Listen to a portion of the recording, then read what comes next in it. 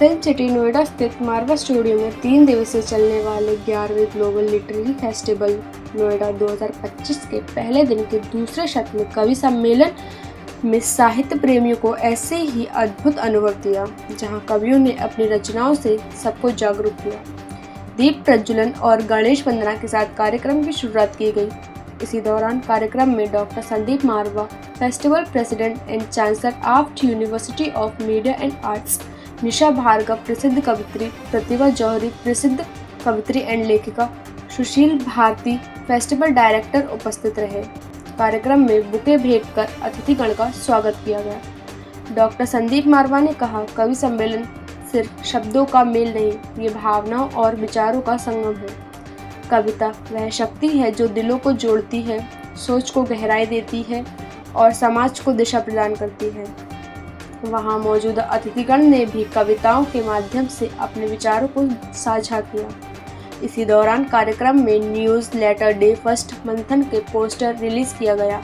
साथ ही आफ्ट एलुमनी सोनूमिल पांडे की लिखी किताब the moon is also alone का विमोचन किया गया। बता दें कि कार्यक्रम में प्रसिद्ध कवियों ने कविताओं के माध्यम से कई विषयों पर कविताओं को सुनाया। उसमें डॉक्टर अवधेश तिवारी, डॉक्टर उषा श्रीवास्तव, प्रसिद्ध कवित्री, डॉक्टर गीतिका चतुर्वेदी, प्रसिद्ध कवित्री, उपेंद्र अपर्ण, प्रसिद्ध कवि, संकल्प जैन, प्रसिद्ध कवि ने अपनी कविताओं से श्रोताओं को भाव विभोर कर दिया।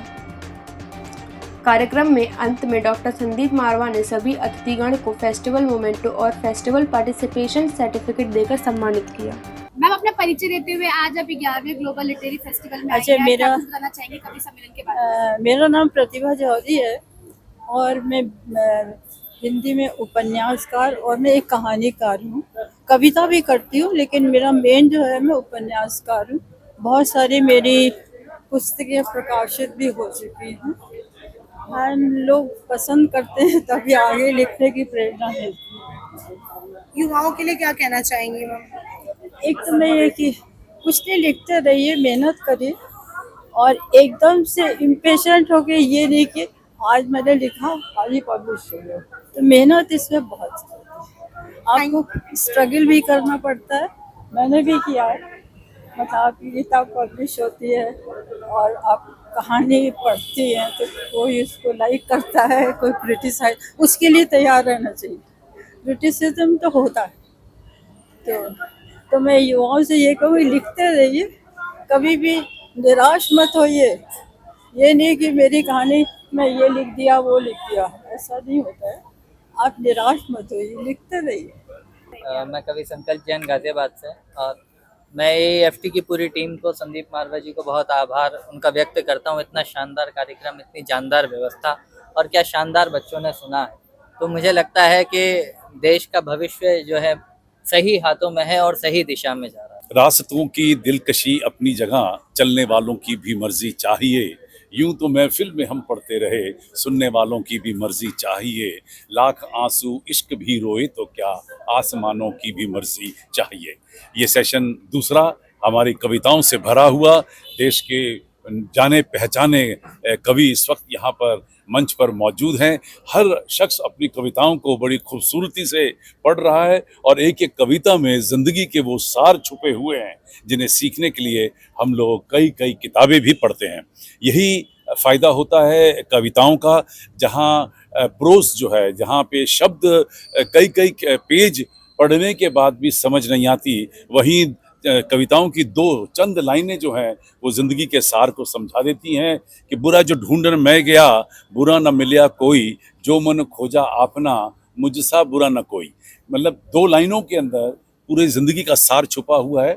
यही यहाँ पर आज के इस 11वें ग्लोबल लिटरेरी फेस्टिवल नोएडा 2025 के इस दूसरे सत्र में कविताओं का ये जो भरमार छाया हुआ है, और लोग हंस रहे हैं, लोग रो रहे हैं, लोग स्तब्ध रह गए हैं, लोग हैरान हैं। ये सारी चीज़ें कविता के ज़रिए बेहतरीन और बड़े खूबसूरत तरीके से आम जनता तक पहुंचाई जा सकती है। मैम, आज का इवेंट आपको कैसा लगा? मुझे तो बहुत अच्छा लगा भाई। जब भी आती हूँ हर बार मुझे पहले से ज़्यादा अच्छा लगता है। आप लोगों की कटसी तो मुझे बहुत ही भाती है भाई। एंट्रेंस से लेके हॉल तक जाना और फिर आप सबसे मिलना, आपको प्यार की नज़रों से देखना, सब अच्छा लगता है। मैम 11वें ग्लोबल लिटरेरी फेस्टिवल में आज कवि सम्मेलन भी किया गया है, क्या कुछ बताना चाहेंगे इसके बारे में? कितना आपकी बार ना थोड़ा डिफरेंट कर दिया था। पिछली बारों में हम सब वरिष्ठ कवि आया करते थे जिनके साथ मैं कविता पढ़ती थी, जैसे डॉक्टर रमा सिंह हुआ करती थी, अनीता वर्मा होती थी। अब की बार इन्होंने क्या किया, मेन युवा कवियों के लिए कर दिया। हम लोगों ने उन्हें संबोधित किया। हालांकि मैं हास्य व्यंग लिखती हूँ, कविता सुनाए बिना तो रह नहीं सकती हूँ, और मैंने भी अपनी कुछ कविताएं सुनाई। अच्छा चल रहा है प्रोग्राम, अच्छा है।